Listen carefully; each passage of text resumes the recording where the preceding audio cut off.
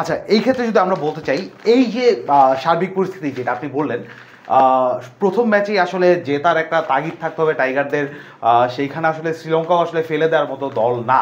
তো এইটা কি আসলে আমাদের খেলোয়াড়দের উপর একটা বাড়তি চাপ সৃষ্টি করবে কিনা, আর সেই চাপটা আমাদের খেলোয়াড়রা আসলে সামলে উঠতে পারবেন কিনা? Well, pressure is the name of the game.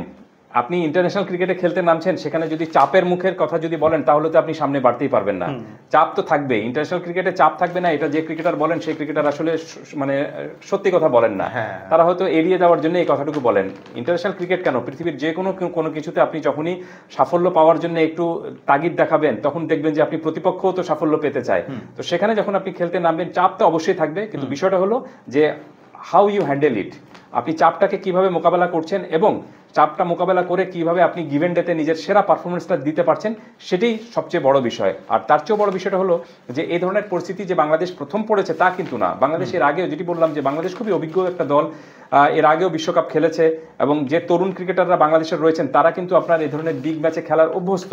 প্রায় 2-3 জন ক্রিকেটার বাদ বাকি সবার কিন্তু আপনার বিশ্বকাপে খেলার মতো অভিজ্ঞতা হয়ে গিয়েছে। এই যে গত বছর আমরা 2023-এ ভারতের মাটিতে 50 ওভারের বিশ্বকাপ খেলে আসলাম, সেই দলটির ম্যাক্সিমাম দল কিন্তু খেলতে যাচ্ছে এবার টি-20 বিশ্বকাপে।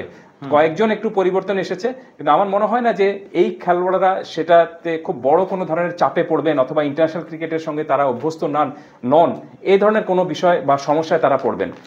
সো চাপকে জয় করতেই হবে যদি জিততে হয়, এবং সে সঙ্গে মনে রাখতে হবে যে ইন্টারন্যাশনাল ক্রিকেটে যখনই আপনি খেলতে নামবেন তখন কিন্তু প্রেশারটুকু থাকবে, এবং সেই প্রেশার কত স্মার্টলি আপনি হ্যান্ডেল করতে পারছেন, হ্যান্ডেল করে নিজের সেরাটুকু দিতে পারছেন।